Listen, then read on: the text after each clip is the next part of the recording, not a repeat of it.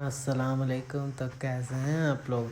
उम्मीद करता हूँ ठीक ही होंगे। तो आज मैं आया हूँ आपको एक नई वीडियो के साथ, आपको स्कूल के बारे में कुछ फैक्ट्स बताने।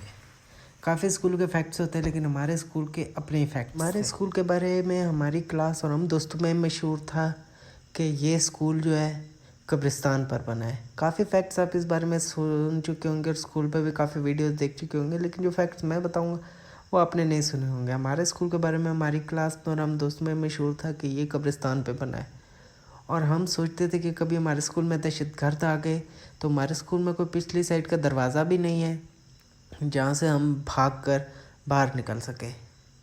तो जब पेशावर वाला हमला हुआ 2016 में तो हमें छुट्टियाँ हुई, तो हमारी छुट्टियाँ उस हमले की वजह से थोड़ी बढ़ा दी गई।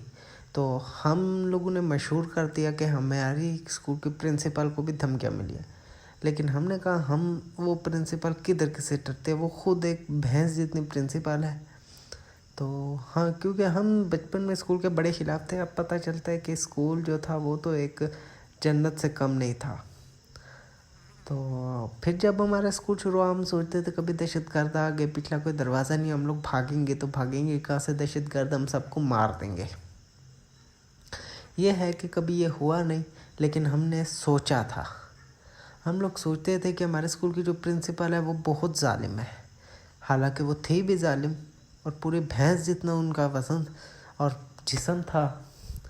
तो हमें लगता था कि हमारी प्रिंसिपल बहुत जालिम है, बच्चों पर बिल्कुल रहम नहीं करती।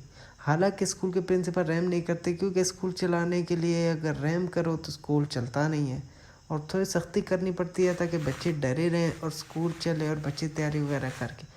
हमारे घर से तो काफ़ी दफ़ा मेरे घर वालों को बुलाया गया। मेरे घर वालों को स्कूल में कभी इस मकसद से नहीं बुलाया गया कि आपका बच्चा पढ़ता नहीं है।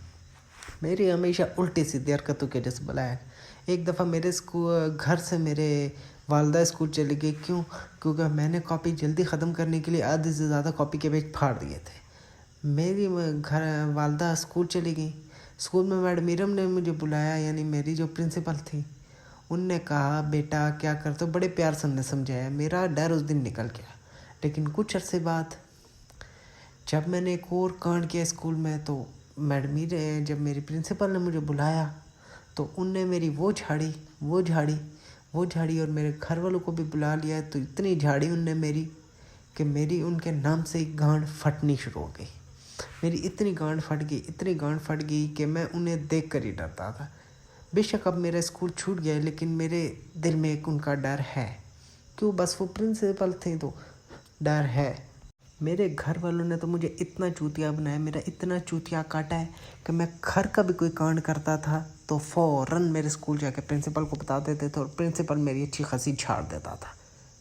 मैं वाहिद बंदा था जिसकी कभी कोई पढ़ाई की वजह से कंप्लेन नहीं गई, लेकिन काफ़ी कांड फटती रही। मेरे दोस्त भी ऐसे हरामी टाइप थे कि वो खुद कांड करके बच जाते थे, लेकिन मैं मारा जाता। और एक दफ़ा मेरे साथ हुआ क्या, मैं क्लास में बैठा था, असेंबली हो रही थी, मैं क्लास में बैठा था और एक और लड़की आई, वो बैठ गई। अब हम लोग बैठे, मुझे समझ नहीं आई मैं क्या बड़बड़ाता रहा। वो मुझे कहे तुमने मुझे छेड़ा है, मैं कहूँ मैंने नहीं छेड़ा। वो कहे तुमने छेड़ा है, मैं कहा मैंने नहीं छेड़ा। वो कहे तुम मेरी चीज़ खिलाओ नहीं तो मैं मैडम को बताऊँगी। अब मैंने कहा मेरे पास पैसे भी नहीं है और ना मैंने आपको छेड़ा है। उसने मैडम को बता दिया। मैडम ने पहले मेरी चंगी इज़्ज़त की। मैडम ने ना मेरे से पूछा तुमने छेड़ा है नहीं छेड़ा। मैडम ने कैसे मेरी इज़्ज़त कर दी। फिर मुझे ले गए प्रिंसिपल रूम में मेरी अच्छी खासी खिंचाई और इज़्ज़त हुई। फिर मेरे घर वालों को बुलाया। मेरे घर वालों को जब बुलाया गया, मेरे घर वाले कहते कुछ भी बोलो, पढ़ाई में नालायक है और कोई कांड करता है हम लोग मान लेंगे, लेकिन लड़की नहीं छेड़ सकता। क्यों? क्योंकि हमारी ऐसी तरबियत नहीं है कि लड़की छेड़े, क्योंकि इसके घर अपनी सिस्टर्स, कज़न, वालदा सब हैं। स्कूल की बिल्डिंग के बारे में भी मशहूर कर रखा था कि ये बिल्डिंग कच्ची है, ये किसी टाइम भी गिर सकती है। और हमारे स्कूल के वॉशरूम इतने गंदे होते थे कि आपकी सोच नहीं काम कर सकती। लेकिन फिर भी टेस्टों से जान छुड़ाने के लिए और बाकी काम से बचने के लिए मैं आधा पौना घंटा भी वॉशरूम में बैठा रहता था। बेशक वॉशरूम में बदबू होती थी, लेकिन मुझे कोई फ़र्क नहीं पड़ता। मेरी आदत थी, मैं आधा पौना घंटा वॉशरूम में बैठा रहता था। मैं भी जब सुबह उठता था आधा पौना घंटा वॉशरूम में नींद पूरी कर लेता था। पता नहीं मेरी गांड में ऐसा कौन सा कीड़ा होता था कि मुझे पहले वॉशरूम नहीं जाना पड़ता था।